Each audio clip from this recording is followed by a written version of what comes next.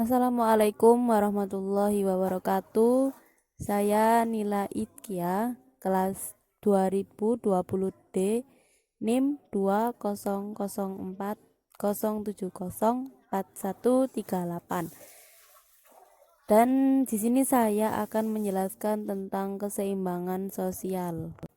Keseimbangan sosial adalah situasi yang terjadi dalam masyarakat di mana institusi sosial yang ada di dalamnya berfungsi dan saling mengisi. Keseimbangan sosial juga dapat diartikan sebagai suatu sistem yang mempertahankan posisi seimbang tanpa ada ketidaksetaraan yang dapat menjadi sumber konflik. Keseimbangan sosial ini sulit untuk dicapai dalam kenyataan, tetapi bagaimanapun juga ia harus cenderung mencapainya. Kalau tidak, ketidakseimbangan yang besar dapat menyebabkan ketegangan, revolusi, ataupun perang. Keseimbangan sosial ini dibagi menjadi dua. Yang pertama, keseimbangan internal. Keseimbangan internal adalah keseimbangan yang terjadi di dalam suatu kelompok. Sedangkan keseimbangan eksternal adalah yang terjadi di luar kelompok. Dalam setiap kelompok, keseimbangan dibentuk antara dua, yaitu kontribusi masing-masing anggota dan manfaat yang diterima masing-masing. Jika keseimbangan dua aspek itu benar, kelompok akan bekerja tanpa masalah. Namun di sisi lain, jika seseorang berkontribusi lebih banyak daripada yang diterimanya, ketegangan pasti akan berkembang. Kelompok-kelompok atau individu-individu yang mengambil alih lebih dari bagian yang adil, mereka akhirnya menyebabkan reaksi yang tidak adil. Hanya tindakan otoritas yang lebih tinggi, baik perusahaan atau negara, yang dapat memperbaiki situasi yang diciptakan. Satu-satunya cara perdamaian sosial yang dapat dipertahankan bahwa setiap individu atau kelompok harus menerima untuk membuat hidup mereka layak. Para sosiolog juga menunjukkan bahwa kelompok memiliki perilaku yang mirip dengan individu. Ada beberapa orang dengan perilaku egois yang tidak keberatan menghancurkan keseimbangan sosial jika mereka dapat memperoleh manfaatnya sendiri. Keseimbangan sosial dapat diperoleh jika institusi-institusi berjalan sesuai fungsinya. Institusi yang dimaksud adalah institusi keluarga, institusi pendidikan, institusi politik, institusi agama, dan institusi ekonomi.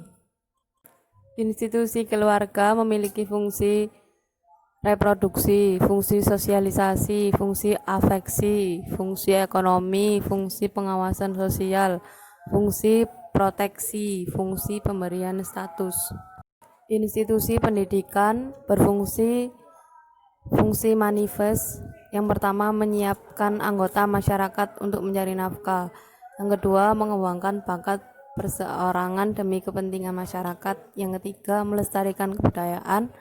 Yang keempat, menanamkan keterampilan yang perlu bagi partisipasi dalam demokrasi. Sedangkan fungsi laten, yang pertama, mengurangi pengendalian orang tua. Yang kedua, menyediakan sarana pembangkang. Yang ketiga, mempertahankan sistem kelas sosial. Yang keempat, memperpanjang masa remaja. Institusi politik berfungsi sebagai memelihara ketertiban di dalam pemerintahan. Yang kedua, menjaga keamanan di luar. Yang ketiga, mengusahakan kesejahteraan umum. Yang keempat, mengatur proses politik. Fungsi dari institusi agama ada dua. Fungsi manifest. Yang pertama, membentuk keyakinan yang menjabarkan hubungan manusia dengan Tuhan dan hubungan manusia dengan manusia. Yang kedua, mengatur sebagai pelaksanaan praktek keagamaan. Sedangkan fungsi laten untuk menggerakkan masyarakat akan tegaknya dan kuatnya perasaan, ide-ide kolektif yang menjadi inti dan ciri persatuan. Fungsi dari institusi ekonomi, yang pertama mengatur kehidupan sosial dan ekonomi. Yang kedua, untuk tempat pertukaran jual beli. Yang ketiga, mengubah struktur sosial budaya. dari fungsi-fungsi setiap institusi masing-masing jika berjalan dengan baik, jika berjalan dengan sesuai fungsi yang seharusnya, maka terjadilah keseimbangan sosial. Manfaat dari keseimbangan sosial yang pertama adalah interaksi sosial akan menjadi lebih baik karena setiap manusia sudah mempunyai hak dan kewajiban secara seimbang. Jadi kalau bertemu dengan manusia lain akan terasa lebih enak, tidak ada hal-hal yang membuat kita gelisah, yang membuat kita khawatir. Yang kedua adalah kesehatan yang akan menjadi lebih baik. Yang ketiga adalah bahagia. Dan yang keempat adalah produktif. Sekian penjelasan dari saya. Wassalamualaikum warahmatullahi wabarakatuh.